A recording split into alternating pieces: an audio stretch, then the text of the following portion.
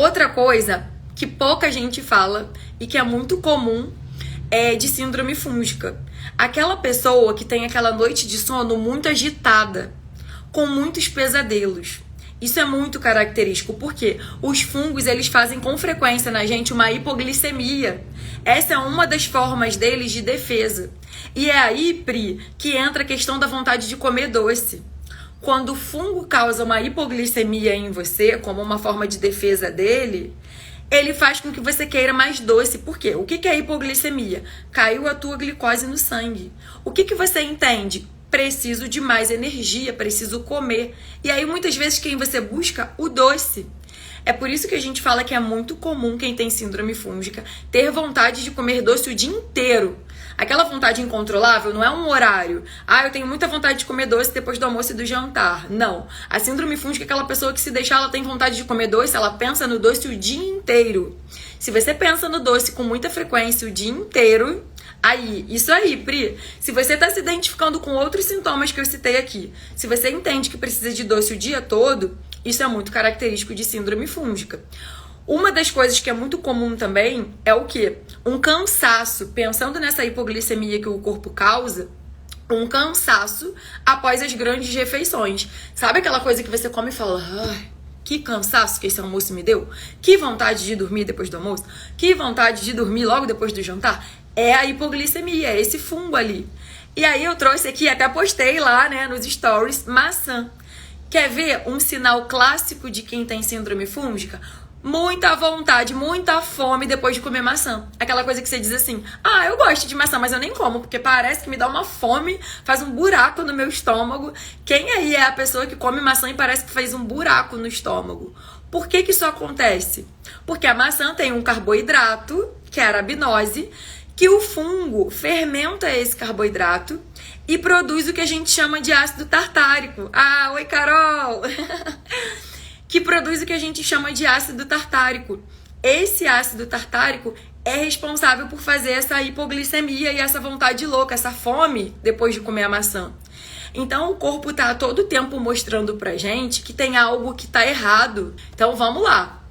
Então, a maçã faz isso. Essa hipoglicemia, ela não tá certa. Eu preciso tratar isso aqui.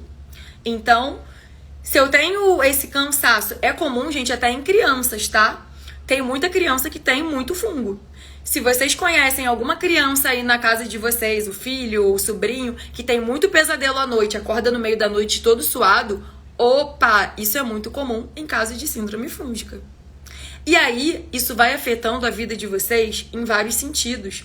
Por quê? Se você é mulher e está sofrendo com candidíase de repetição, isso afeta o teu relacionamento, porque você está sempre em tratamento. Isso afeta a tua vida sexual. E você está sempre preocupada, porque muitas vezes depois da menstruação, muitas vezes depois da relação, você faz o quê? Candidíase.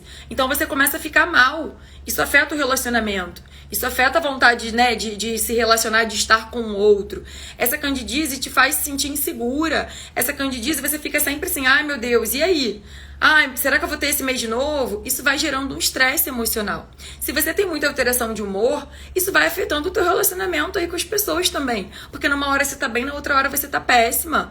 A Rose falou, meu pano branco me afeta. Se você tem muita caspa, muito pano branco, tem a desidrose, né? Tudo isso são coisas que aparecem e afeta a autoestima muitas vezes. Né? Aquela pessoa que às vezes tem pavor de usar uma blusa preta porque o cabelo tem muita caspa e a caspa vai aparecer na blusa. Isso é muito comum. Então, olha como a gente banaliza sofrer com determinados sintomas e isso está afetando a nossa saúde. É pensar que quanto mais os fungos se proliferam e se fortalecem, mais sintomas a gente vai ter. Então, tem casos seríssimos de pessoas depressivas que foram síndrome fúngico, foram os fungos que causaram todo esse estado emocional, porque ele vai te consumindo de tal forma que vai consumindo suas vitaminas e minerais. Então é muito comum pegar um paciente com síndrome fúngica e ele ter um monte de deficiência nutricional, Por quê? Porque o fungo está se alimentando de fato, o fungo está se alimentando ali dentro de você. E ele está tirando tudo que você teria de bom. Ele está tirando toda a tua reserva ali de vitaminas, de minerais, de proteção, de nutriente. Ele está afetando a tua imunidade. E o que vai acontecer com a tua vida? Você vai ter que ficar cada vez mais doente, tomando cada vez mais remédios, tendo cada vez mais falta de energia, ficando cada vez mais cansada, cada vez com mais fadiga, sem vontade de sair. Isso vai afetando o seu humor. Então, olha quanta coisa. Lembra da teia que tá tudo interrelacionado? A tua vida vira uma bola de neve e você só adoece. E os remédios em excesso vão te gerando cada vez mais efeitos colaterais. Então, qual o conceito que eu quero que vocês pensem aqui? Eu preciso arrumar a minha casa. Eu dei esse exemplo outro dia no Instagram. De uma paciente que ela foi procurar um médico. Eu quero ficar gostosa, né? Tô malhando, quero ficar gostosa. O que esse médico fez com ela? Era uma paciente com uma doença autoimune, tireoidite de Hashimoto, com todos os sintomas de síndrome fúngica. E o que eu acabei de falar pra vocês? Que é muito comum quem tem síndrome fúngica abrir doenças autoimunes. Só que ela falou pro médico que ela queria ficar gostosa. Ele ignorou todos os sintomas ou não investigou e passou o que pra ela? Hormônio pra hipertrofia. Aí a pergunta que eu faço pra vocês: vocês acham que esse hormônio fez algum efeito? Até piorou. Porque uma pessoa que tá com o intestino em desbiose, até pra entupir essa pessoa de suplemento, eu digo que não é bom, que primeiro tem que tratar esse intestino pra depois ir fazendo aos poucos as suplementações. Não adianta eu passar 10 suplementos pro paciente ali naquele momento.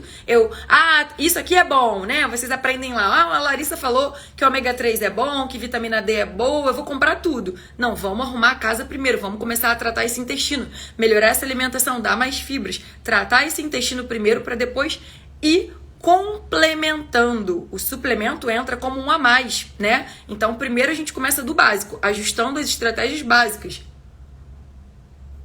Então, de que vai adiantar eu dar um hormônio para alguém que tá ali com uma doença autoimune que não tá sendo tratada, com o intestino ali que tá em desbiose e com vários sintomas de síndrome fúngica? Então, qual foi o relato que ela trouxe?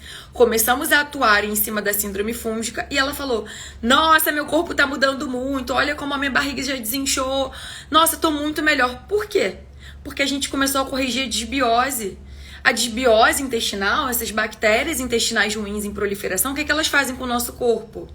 Gases, distensão abdominal, aquela pessoa que acorda com a barriga lisinha e vai inchando ao longo do dia, aquela pessoa que tudo que come cai mal, uma má digestão. Então é óbvio que isso vai afetar a estética também. É óbvio que você nunca vai se ver ali na sua melhor forma. Por quê? Porque você está inflamada.